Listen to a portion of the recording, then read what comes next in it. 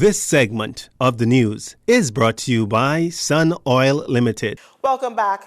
Health officials confirming 2 additional cases of COVID-19 for Monday, February 1st. Both cases confirmed here in the capital. The national count now stands at 8,225.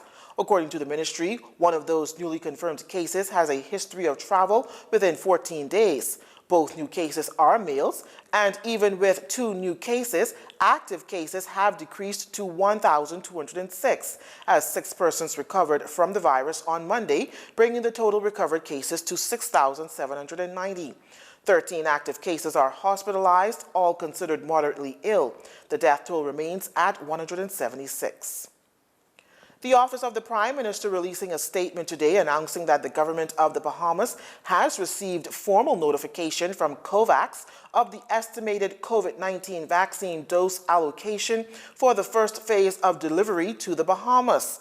According to the statement, COVAX, a coalition led by the World Health Organization and Gavi Vaccine Alliance, have informed Bahamian health authorities that the Bahamas could receive 100,000 doses of the AstraZeneca vaccine starting the second half of February through the second quarter of 2021.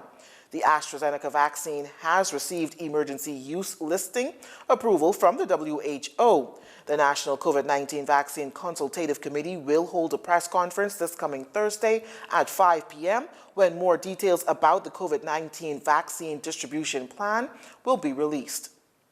And the International Monetary Fund, IMF, recently acknowledged the government's handling of the COVID-19 pandemic and its articulated macroeconomic plans, noting that it produced notable results in saving lives and minimizing the fallout. That said, the government's looking beyond tax reform with a focus on economic growth. Here's JCN's Leah Cooper with more details. Calls from the IMF to broaden the tax base with income taxation are not new, so says Minister of State for Finance, Senator Kwesi Thompson. And while the government has taken recommendations by the International Monetary Fund staff report for the 2020 Article 4 consultation into consideration, it has made no commitments regarding the prospect of income tax, as its internal discussion regarding tax reform is part of a previously announced exercise to review tax policies.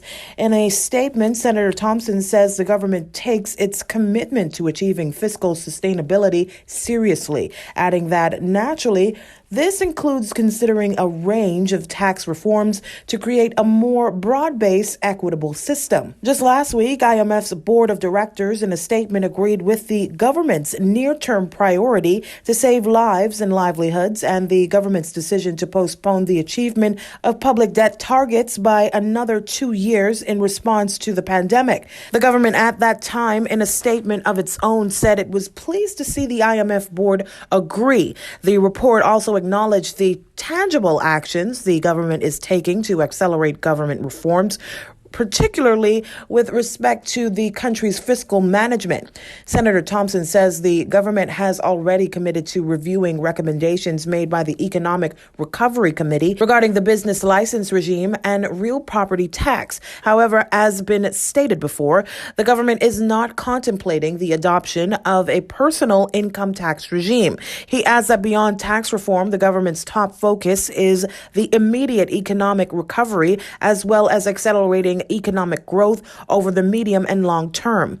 And in keeping with its articulated plans, will do this by investing in small business development, building a robust entrepreneurial ecosystem, removing the impediments to the ease of doing business, stimulating growth in strategic new industries to support economic diversification, and driving the national digital transformation agenda and other structural reforms. Now, in recent years, the government has strengthened tax administration by improving and in some instances replacing old antiquated systems with more efficient digital versions and will continue to do so.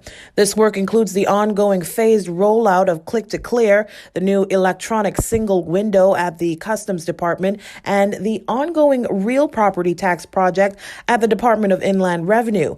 4 key pieces of legislation are either out for public consultation or have been tabled in Parliament, including the Public Public Procurement Bill 2020, the Public Debt Management Bill, the Public Financial Management Bill, and the Statistics Bill.